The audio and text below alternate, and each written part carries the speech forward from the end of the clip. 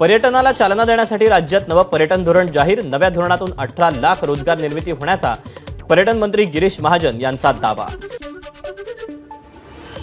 राज्य शासनाच्या अखत्यारीतील सर्व शासकीय कार्यालयातील गट ब अराजपत्रित आणि गट क वाहन चालक वगळून संवर्गातील सर्व पदं एमपीएससी मार्फत भरली जाणार असल्याची माहिती।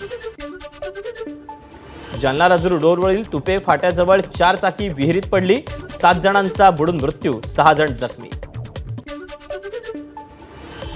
पुण्यामध्ये पुरंदर सासवड शहरात दिवसाढवळ्या गोळीबार, 3 अज्ञात व्यक्तींकडून राहुल टिळेकर नावाच्या व्यक्तीवर गोळीबार झाल्याची माहिती। हिंगोलीच्या औंढा तालुक्यातील असोला गावात गोळीबार, 1 जखमी, मारुती पावडे असं जखमी व्यक्तीचं नाव। तळ कोकणात पावसाची संततधार, हवामान विभागाकडून ऑरेंज अलर्ट जारी। पुण्यातल्या काही भागात हलका पाऊस पडण्याची शक्यता, तर घाट परिसरात देखील मुसळधार पावसाची शक्यता, प्रवाशांना सतर्क राहण्याचं आवाहन।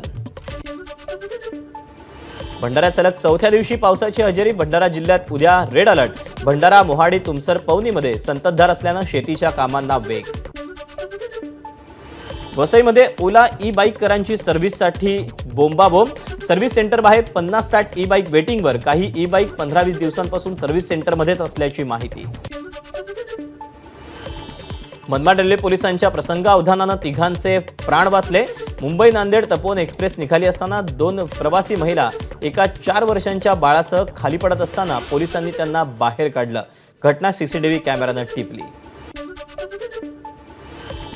उत्तर प्रदेशच्या गोंडामध्ये चंदीगड एक्सप्रेसला अपघात, एक्सप्रेसचे 10 ते 12 डबे रुळावरून घसरले, 12हून अधिक प्रवासी जखमी।